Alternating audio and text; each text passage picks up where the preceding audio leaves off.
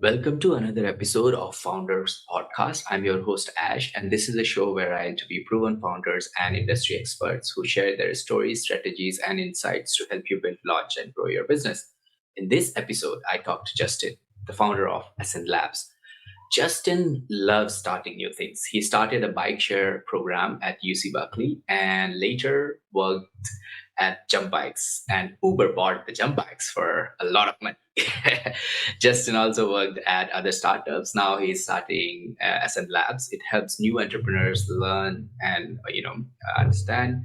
Justin wants to share what he learned with others, and SN Labs also help businesses with their plan and make cool videos. So Justin, I'm so excited to have you in the show. So you enjoy it. Welcome. Hey, thanks so much, Ash. Really appreciate you having me here today. Great. So, do you have a favorite quote, something that inspires or motivates you that you would like to share with our audience? Yeah, I mean, thing that inspires me the most today is my family and my kids. So I mentioned to you earlier, I have two kids. Our boy was just born a couple weeks ago, and I have a 3-year-old as well. And that absolutely gets me out of bed every morning. and Great. beyond that, I think it's just helping early stage founders grow their businesses. So. Great stuff. Well, first of all, congratulations once again. Thanks. So, Justin, tell us about SN Labs. What does this product or service do? Who is it for? And what's the main problem you're helping solve? Yeah, so we help early stage entrepreneurs figure out their go to market motion. Leveraging sort of all of the lessons, learnings, both successes and mistakes that I've had along the way, and really trying to provide that information in a really simple and compelling way for early stage founders. We have a community space where we offer that to folks, and in the form of video content, cohorts, and resources. And so, yeah, if you're an early stage founder, you're building a business, and you need guidance and help and a community around you, we're there to help. So. Awesome, awesome, great. So before moving towards next set of questions, would you be open to share with our audience how was your experience with jump bikes and what kind of lessons you learned out of that venture, and then how did you ended up Uber to convince to buy you guys? Yeah, absolutely. So, I was at UC Berkeley in around like 2007 as a student, and started a bike share program on campus. Mhm. And we, back in the day, we're just we had some bikes. We received a grant from the university to buy some bikes, and had just regular locks and pen and paper, and we were just checking out the bikes. Students would write down their name on the piece of paper. We'd give them the key, and they would be off. And that worked well. People were really excited about it, and definitely wanted to hop on the bikes. But it became quickly apparent that we needed to figure out how to automate that system. Yeah. And the other piece that we needed to figure out was how to maintain and manage the bikes. And so we actually found this stairwell on campus, this abandoned stairwell, Mm. and somehow got the university to give us the key to it. And we turned it into this really cool operating center, bike shop on campus. And Mm. actually, today that bike shop has been invested in, and it's turned into like a really beautiful, thriving bike shop still today on Lower Sproul. All Um, right. in sort of seeking a solution for automating it, I found a way to integrate this locking technology that went directly onto the bike. And while we were launching this, the first major bike share was going live in Paris at this time. So this is like very, very beginning of bike share. Mm. And those systems operated with docking points. So you would have to plug the bike back into a docking station, Mm. and the infrastructure that was required for that was really capital intensive. And so, it was a really, I think, kind of innovative approach to put the technology onto the bike itself, and just like reduce the cost significantly. You could lock the bike up to any regular bicycle parking rack. Mm. After university, I turned that into a business called Green Bike Share, and I met up with some folks on the East Coast who were going through TechStars at the time in Boston, Mm. and I helped to integrate, my hardware solution with their software solution. After they went through that program, I found two other entrepreneurs who were just launching social bicycles in New York City. They had this beautiful rendering of a bike that was fully integrated. All the technology, wireless connectivity, and locking mechanism was fully, integrated into the bike itself. And that was, the same vision that I was working towards. And so I went down to New York and met Ryan Respecki and Nick Foley. And, they said, hey, we'd love for you to join the team. The problem is we don't have any cash right now. So, and I said, you know what, look, I will work for a train ticket into the city.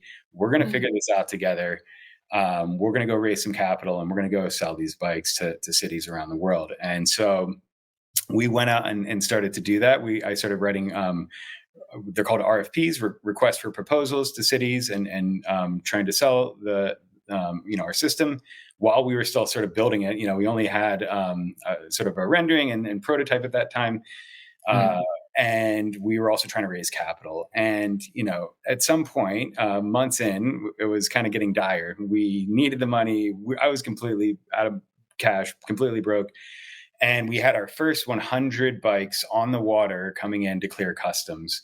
And we actually went to a New York tech meetup, and in the audience, David Rose, who's a founder of New York Angel Group, was out in the crowd, and he saw the presentation and invited us into a meeting. And it was like the day that I said, if this doesn't happen, if this doesn't work out today, it's kind of like, I don't know, I guess it's over, Yeah. And in that meeting, by the way, we're used to all these people saying, listening to the pitch and being like, yeah, we'll talk to you in a couple of weeks. We'll get back to you. Right. And in that meeting, he slammed his fist down on the table and he said, I love it. And I want to do it. And, he gave us a small check. It was enough to clear customs. But what was more important than, his check was his belief in us and his network. And so he helped us raise our first million very quickly after that meeting, and we were off to the races.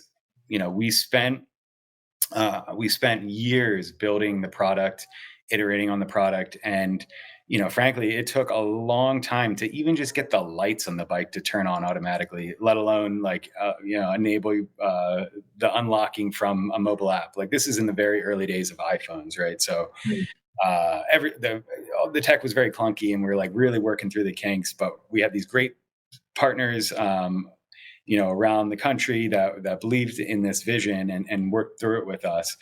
And we finally got to a place where the technology was working. We were scaling these systems, and we were really, starting to take off. And again, all the other players in the space had this sort of approach to bike share where you had to plug your bike into the docking station. So our costs were significantly lower. We had all the wireless connectivity was integrated into the bike. So you had GPS on the bike. None of the other bikes had that functionality at the time. And so like all these really cool things, features, and lower price point, and just like a cooler product. Like, it just was like a slick product. And so we're really, really doing well. And then, about 6 years in, right as we were hitting our stride, all of a sudden there was capital that began to flow into the space. And the first sort of major competitors were out of China, so Mobike and Ofo. And they had a different model to bike share. Because they had all this capital, they were able to go and just drop the bikes in these cities.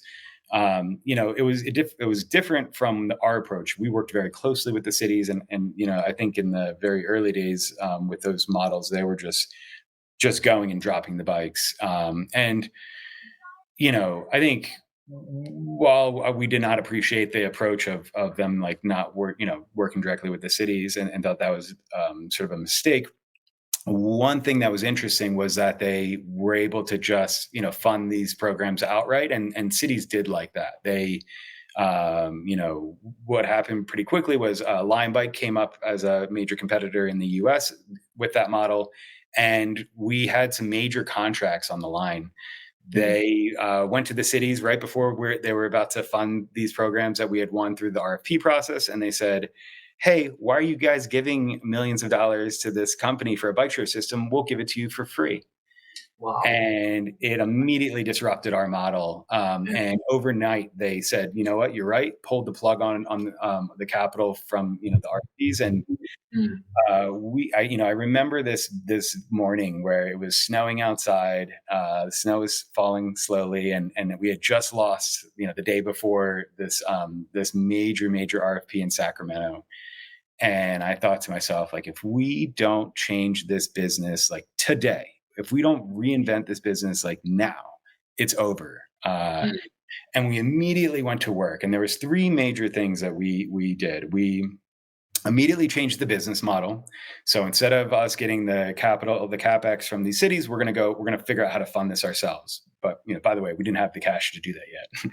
yeah, Two, yeah. we need to rebrand this company. It was called Social Bicycles at the time, Mm, and it just wasn't catchy. It didn't have that pop to it, that consumer facing pop. And so we said let's rebrand to Jump mm, Bikes. And so we rebranded the company, and we had been working on the electrification of the fleet for years, and we were just on the finish line of doing that. And so the timing was like just perfect, and we introduced electrification into the fleet, which just really changed the game. Because before, these bikes were heavy. I mentioned they had all this tech on them. They were like hard to ride and stuff.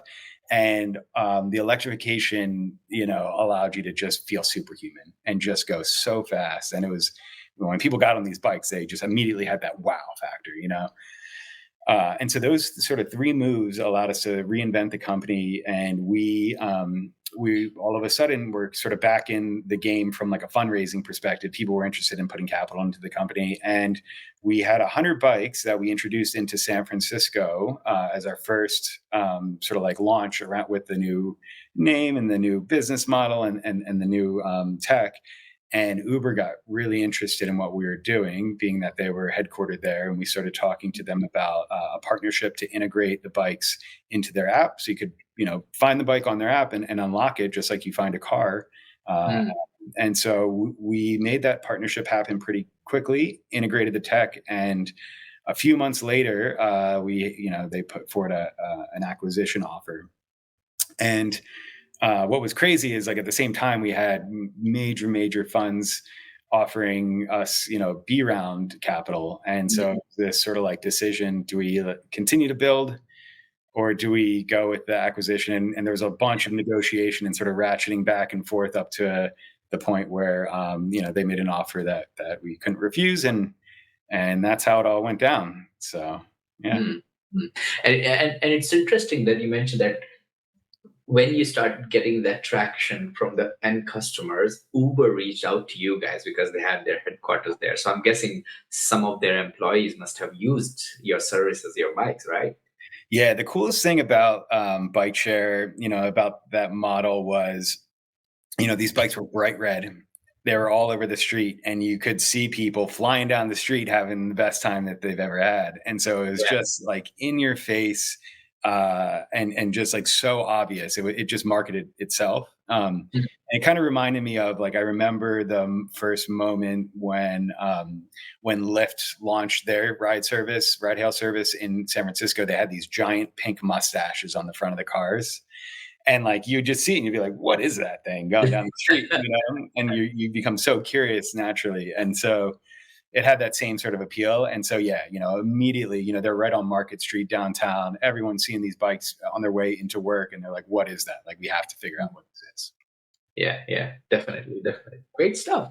So I guess, you have explained it so well that it included all the ups and downs and all the challenges you have faced, and there were like decision, places in the journey where you had to take one side of it. And I'm sure, like once the startup or the founders reach at that point, there's lots of decisions they have to make. And I guess every day, not just for the product but also for the company. So Justin, I want to learn more about you, but before we go there, would you like to tell us more about XN Labs and what? So I understand that SN Lab helps new founders who want to get into the founder space or they are already established. How does XN Lab help them in terms of getting to the next step?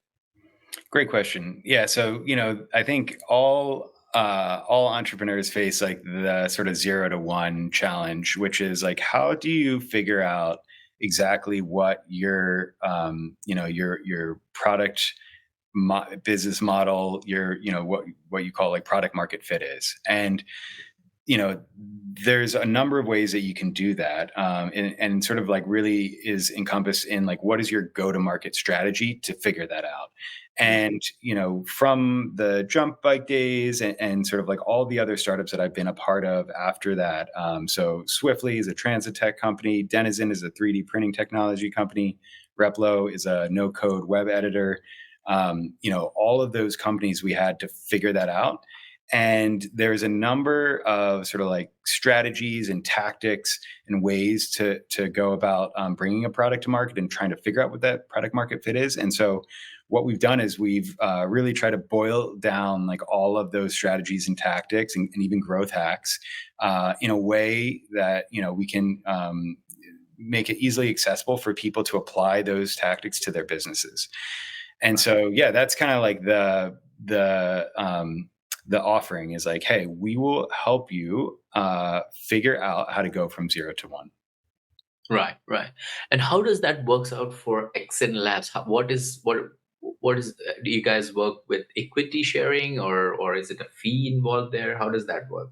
Yeah, so right now it's just a subscription based model, and I think in the future we're definitely interested in sort of more of like an accelerator approach where we make investments and and like there is an equity component to it as well. Beyond sort of that subscription based offering, we in addition have a like a an agency aspect as well, where we do work closely with a number of our the folks that are in SN Labs as well, to help them scale their businesses, and by not only teaching them but also doing and helping them scale up using those same tactics and resources. Right, right. And does SNLab service also provides sort of like a networking side of it? Like you guys connect the people who are using your platform to potential investors. Does that has an element of it in it? Absolutely. So, in addition, just beyond sort of the folks like inside of Sun Labs, we have an incredible network of folks that are a part of this community, and they sort of act as experts on their own respective domains. And so, we, as I've said, I've sort of like productized these different like tactics and growth hacks and resources. But in addition to that, you have the ability to connect with these experts in the space, depending on sort of what your problem or focus is. Right. Okay. Great stuff. So so let's talk about where the story actually began. Where did the idea for Accent Labs came from? How did you about it, and how does it all started? Yeah. So, I have always been just, in the sort of like entrepreneurial mindset and like always wanting to help other businesses. And I have a lot of folks in my network that have reached out and said like, hey, like, can you help me with XYZ? And so that's sort of like always been in the back of my mind, like, hey, this would be really fun to figure out how to, not just focus on one thing, but help sort of like all of these different companies in a big way, in a broader way. Right. Um, in my last role as a chief business officer at Replo, it's a no-code web editor, landing page builder, specifically focused on Shopify at the moment. We when I first met them, they had 5 customers, and I spoke to those 5 customers, and they were very excited about the product. And so I said, hey, there's something here. I want to kind of go deeper on this, and I helped that company scale from 5 people to thousands of people, thousands and thousands of people in under a year. And there was a number of, I just applied those same sort of principles that I've been mentioning, and whether they be like cold outbound, or like building a content machine, or partnerships, all these different ways, mechanisms to growing. We were able to scale so fast, and I only had hired one person on that team in order to do that. And so, it was done in a really efficient and effective way as well. A lot of it was building sort of, process one, but also just like systems. So systematizing it and then scaling it, automating it. And sort of like removing ourselves from being the bottleneck when you automate. And so, yeah, after my time at Replo, I was like, this makes so much sense to go figure out how to not just dive back into one company, but offer this to, dozens or hundreds of companies. Because at some point, all of these tactics and approaches can be applied to any business. It doesn't matter if you're in B2G, direct to consumer, or B2B. All businesses sort of have the same fundamental principles, and you can apply these approaches and tactics to any business. Mm. So yeah, that's kind of like where the seed came from. And as I started to talking to people, and people were getting excited that this is a no brainer. So Mm. Got it. So so what I understood is basically SN helps entrepreneurs and founders to unwrap or unveil these hidden venues to generate more sort of like revenue, as well as, so for example, if a founder is let's say SaaS product, they have a SaaS product and they have a subscription model, but they have just one source of income, which is subscription for B2C. But hearing your story, early days of Jump Bike, you were trying to get some more contracts with the local councils, I'm guessing. that's right. Yeah, that let you learn so much about these techniques, that it's not just about charging people. You could actually unwrap these different avenues where you can bring more revenue and then grow like very, very fast. Is that correct? Yeah, I think there's like a few sort of like broader principles on trying to figure out like where how the business model can click, and a lot of it really comes down to just testing and being having that sort of like testing mindset, because you don't know what's going to work until you try it. And so a lot of times in the early stages, it's a matter of like A/B testing these things. And it's also, I think a couple other principles, like really starting, if you talk to enough people, you can start to sort of like segment and create these like cohorts and buckets of Mm. people.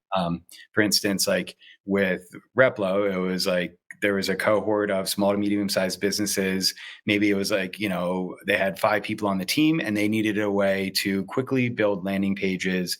They didn't have the capital to go hire a dev team.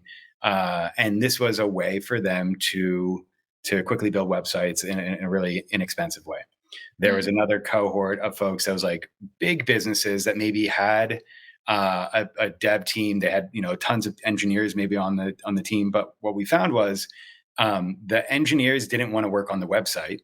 They didn't want Mm. to. They didn't want to be bothered by the marketing team to go like launch a new landing page. They wanted to go work on the product. And so this enabled the marketing team to like get rid of that bottleneck, reduce the friction between engineering, and to just go create the landing pages themselves. That was like Mm. another bucket. Another bucket was like agencies that were trying to build for their customers too, and maybe they were either outsourcing the dev work or maybe they had the in-house dev work, but like that's expensive, especially for like a smaller agency. This enabled them to again build landing pages in a really cost effective way. So there was many other buckets too, but you start to sort of segment these groups, and you begin to understand sort of what messaging resonates with those particular folks. And when you Right. do that, then you can really start testing and getting really specific on like the language you're using and the messaging, and even like the business model that's behind that. And yeah, once you have that, you're in an interesting place, because now you can really hyper focus your channels and your funnels. And so yeah, that's kind of like the thought process that goes into like how do you evaluate what's a, what's a good business model, and what is the most effective business model for your ideal customer profile. Yeah, and that's something very important because a lot of founders, they don't really care about their ICP. They figure out the personas, but then you have to go deeper, understand more about your ICPs, what they want, what they don't want. And even though when you figure out the personas and ICPs, there might be some sub ICPs inside your ICP, so that's also very important. So when you had this epiphany, when you had this idea about SNLF, did you looked into the market? Were there other services like that? What was going on, and what did you see from your research that encouraged you to move forward? Yeah, definitely. And there's certainly a number of models out there, and to be quite frank about it, like we're in the early stages here as well. So we're very much applying the same principles that I'm talking about to our business as Mm, well. And so, some of the models that I think have taken off that I really like. One is Reforge is a really interesting example of a company that's building really high quality go to market content and offering that to early stage founders, to marketers, etc. Um, there's a few communities out there that are really interesting that are kind of doing a similar approach. MKT1 or like Exit 5, or they're doing some cool stuff in a similar way that's more maybe like community focused. There's some really cool tools out there like Intro, which is like mm, enabling folks to speak to experts in their respective fields, and offering, you can speak to some like the top most respected entrepreneurs in the world. Like I love that model. So there's all these different models out there. And I think we're trying to figure out like what is the best way to offer this to again, like early stage founders that are trying to do that 0 to 1 move, which I saw that sort of like a gap in the market, because all of those models that I just talked about were maybe like a little later stage. Um, they they weren't, as focused on like that beginning stage. And I think that's where like it's just such a challenge in the beginning, because you probably don't have a lot of resources. You're really just trying to figure this thing out from the beginning, and it's a hard time. And I've been there so many times, and while it's hard, it's also really fun. It's like it's, to me, it's one of the most fun points of a company. It's like the founding point, in that like finding product market fit and bringing a business to life. And so, yeah, that's really why we kind of zeroed in on that part of of the business. So you mentioned about the tool Intro, and I think there is another one called Growth Mentor or something. I don't know. Yeah, growth marketers, or Growth Market, something like that. Yeah, yeah. I've heard about them. But, I mean, I've actually tried to subscribe to it during my initial days, but then I realized that the most of the people whom I wanted to connect, they were into different time zones, and it didn't work out for me. But yes, I do remember that. So let's take a step back and talk about. So I'm eager to learn more about the person behind this innovative venture. Like, can you take us back to your roots and share with our listeners about your upbringing, your childhood? How did your early experiences shape your journey and eventually led you to become so many times entrepreneurs? Yeah, absolutely. I grew up outside of Philadelphia, in Bucks County. I actually I lived in a few different places when I was really really young, in Asia, in the UK as well. But I don't really remember those experiences. I was like very young. So most of my upbringing was in on the East Coast. And I think, even from like a early age, was always sort of just super interested in like launching new things, new like projects and ventures. And actually, like a funny story, I was when I was a pretty young kid. We had this like a basement in our house, and I would on Halloween we'd set up a haunted house. This is hilarious, and we would charge people to get into the haunted house. I was like, probably like 8 or 10 years old, maybe 12 People, years old. people were paying you to get into the hut. I don't know if they actually, maybe they gave us like candy or something like that. But Okay. it was, just like fun things like that. And I was always sort of, looking for just like fun new opportunities. And like, a lot of it to me was about working with my friends and like working with other people. That was like always really exciting to me. And if you ask like any of my close friends, like how many businesses or ideas I've pitched them, how many like business decks I've shared with them, they'll laugh because it's like that's kind of like what I do. Unlimited. Yeah. So, is that fair enough to say that your friends were the key influences from your family or surrounding that played a significant role in your entrepreneur journey?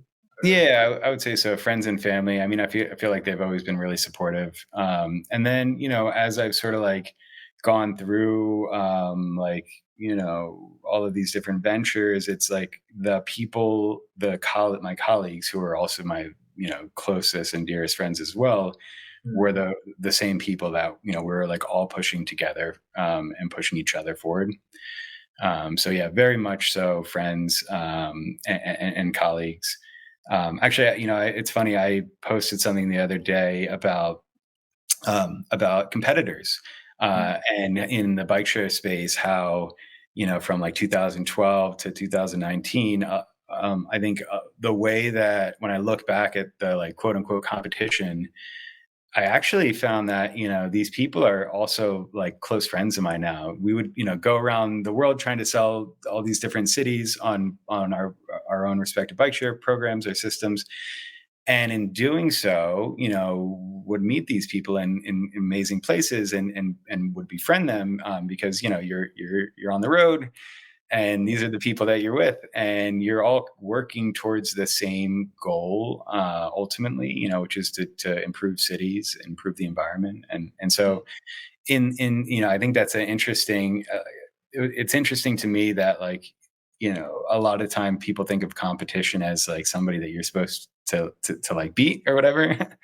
Yeah. And when I look back on it, and sort of like what happened for me was like these people were actually part of, we were working together in some way in progressing the industry or this idea, Mm. and so drivers of innovation in effect. And so yeah, I think people should try to think about their competition in like a healthy way, and just recognize that like you all are working on the same thing ultimately.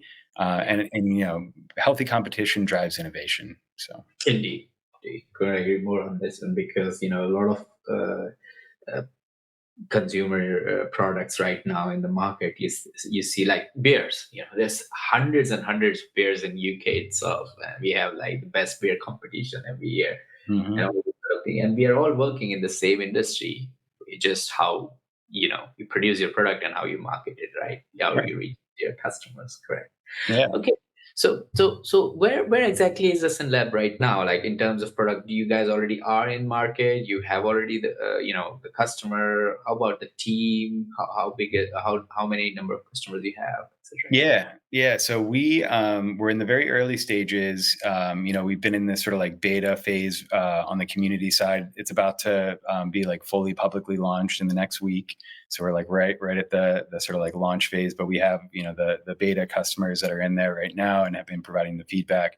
On the the sort of like service side, the agency side that I mentioned, there's about a dozen customers right now, and we're working on everything from sort of like cold outbound to landing pages to ads and creative, that's like video, static, etc. And so yeah, it's great. Like it's been amazing, sort of like in this first phase or stage, and I feel like it's like really validating that people want this. This service, this community, and are leveraging it in a really great way to grow their businesses. Is there a compelling case study that highlights how one of your early stage customers use XN Lab solution to achieve success and solve their key business issues? Would you like to Yeah, share? definitely. I'll give you a couple. So one that's been really fun to work on is this company called PassSpark.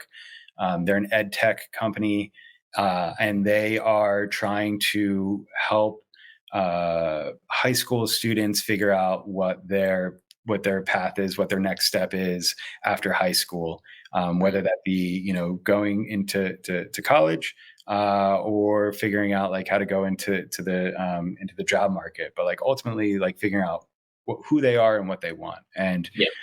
they have a really great tool and community and sort of product that enables these students to do that. And so the challenge was trying to figure out like how do we go out and connect with not only these students but like the parents who like are ultimately the decision maker in the buying process, as well as the sort of like partnership angle, so that the schools, public charter schools, et cetera. There's like these broader partnerships out there.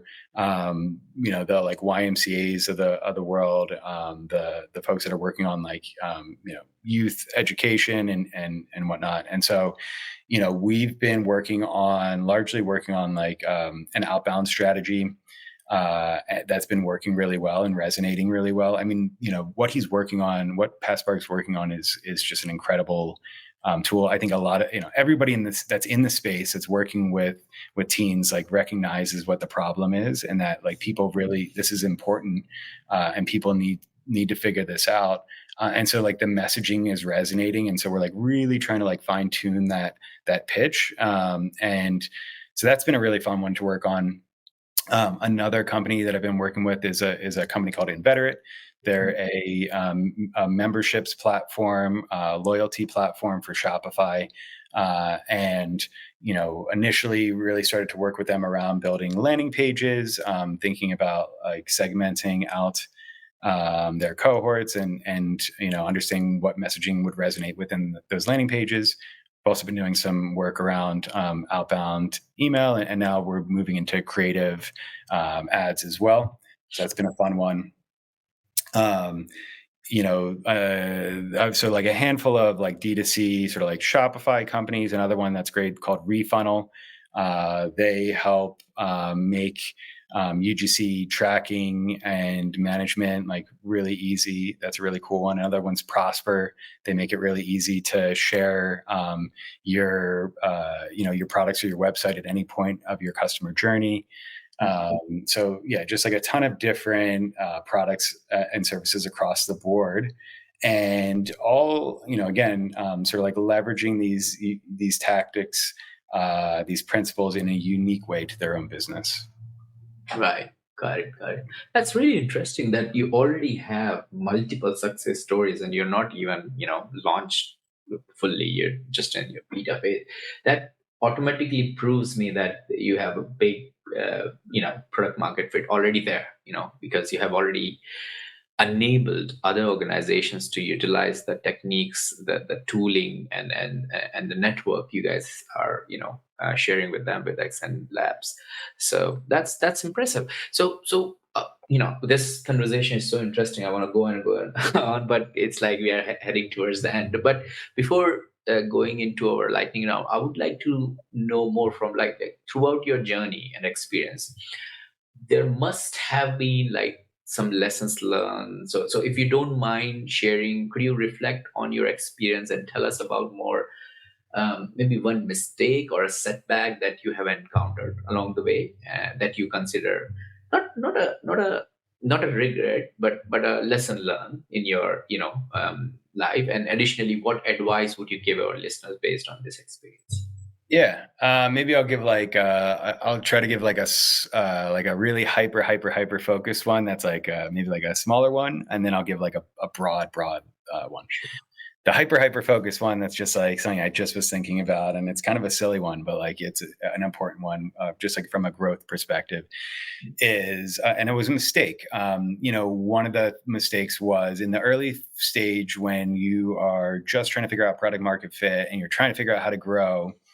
I think it's super important that you do not pay for an acquisition channel. Like for instance, like don't pay for like a newsletter, because you don't have your messaging dialed, and it's very likely that you're just going to spend that money and it's just going to go out into the ether. And so I made that mistake before. The ROI isn't really there. Instead, offer something in return to get in that newsletter and try to give something back to that other company and in exchange, because the value is way greater there. You're going to build the relationship. You're still going to get in the newsletter, but you're not going to spend the capital. And so instead of spending that, a couple $1,000 on that newsletter, I would say there's another approach. And same goes for like ads. Like I wouldn't spend money on ads until you've like really dialed your product market fit out and have like your messaging that's like really strong and resonating. Focus on other organic channels up front early on. I think that's like a really important lesson.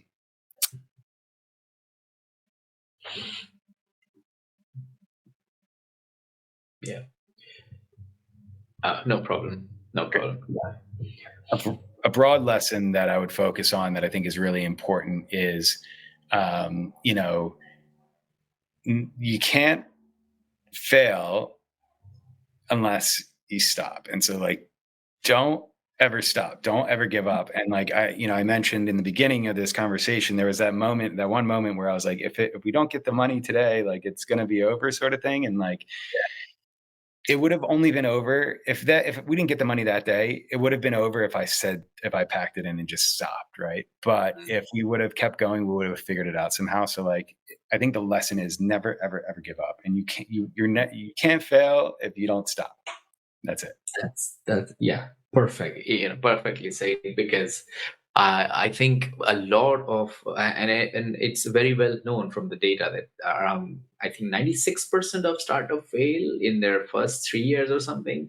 I'm guessing there's lots of factor involved, but one of the factor is that the founders give up during the journey, and I think it's a big one. So yeah, spot on with that. Great. So we should wrap up. We should go into our lightning round. So I've got 6 quick fire questions for you. So just answer them as quickly as you can. You ready? All right. Great. What's one of the best piece of business advice you have received? I think it's probably, relationships are the most important thing, and just really, really focus on building relationships across the industry and outside of the industry, and sort of, if you build those relationships, and then it's about giving more than sort of taking on those as well. So yeah, that's my advice on that. Indeed. What book would you recommend to our audience and why? Good one. I would say, how about, what's a good one? Uh, Good to Great is a good one by Jim Collins. Just like, figuring out how to like up level. 0 to 1's another good one as well. Just like thinking about how to, take sort of like what you have and like figure out how to like ratchet it up and like go to the next level. So. Right. Okay. What's one attribute or characteristic in your mind of a successful founder? Good question. I would say maybe like if I could just say, one of the like ones that I think everyone sort of like always talks about as like is a great founder, but I would say maybe the opposite first, and then I'll tell you the other one. I would say, it's like everyone loves Elon Musk, and I think I have a problem with him in just like many ways. I think it's all about being humble in your approach, and I think he kind of misses the mark there, and it just like really is like a frustrating thing for me. I think ultimately, I think someone that like exemplified that sort of like humble approach to being a founder was like Tony Hsieh from Mm, Zappos, and like he was an amazing person, and like really thoughtful about how he treated, of course, his employees, but also his customers. And so I think if you look at the two side by side, like I would rather be, aligned with someone like Tony than Elon. Elon, yeah, makes sense. What's your favorite personal productivity tool or habit? Mm. Yeah, so definitely a bunch of really good ones out there. I think like Notion's is such a great one. You can do so many things with it, and whether it's like documenting all your information, or like launching sort of like your creative calendar, or just like managing all of your processes in one place. Like Notion's like the sort of like go to tool for sure. Yeah. Okay. What's a new or a crazy business idea you would love to pursue if you had time? Oh, that is a fun one. Oh man, so many. I mean, I'll just like kind of tell you, I have just like a couple like fun little side hustles that I've been working on. They're Yeah. just, nothing like I would say that's like crazy, but like fun ones, because just things that I've always wanted to do. Like one, I love coffee, and so I've been building this coffee brand, Dusk and Dawn, and so that's like it's a coffee brand that's focused on,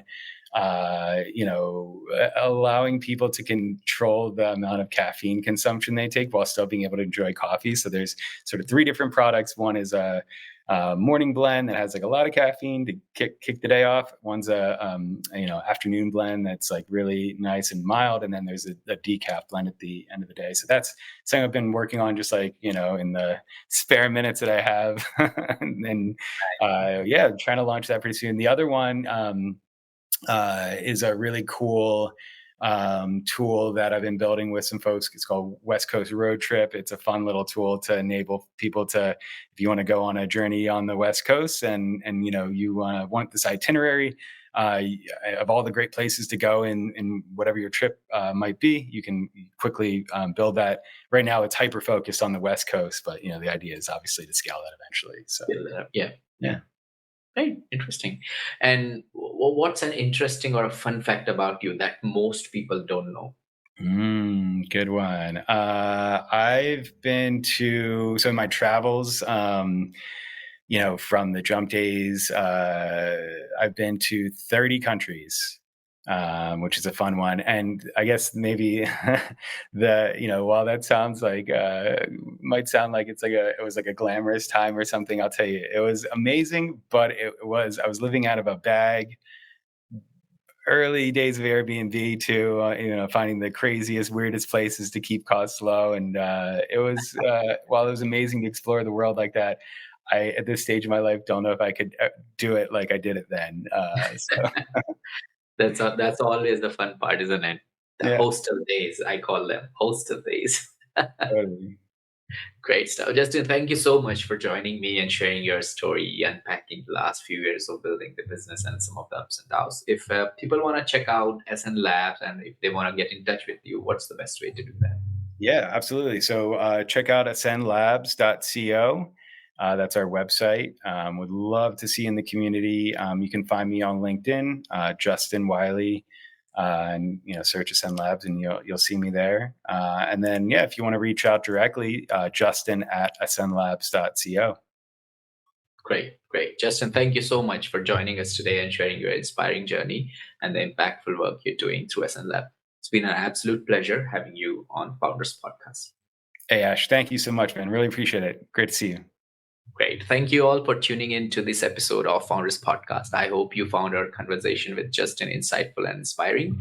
If you enjoyed this episode, make sure to subscribe to our podcast and stay updated on future interview proven founders and industry experts. Stay inspired, stay motivated, and keep building.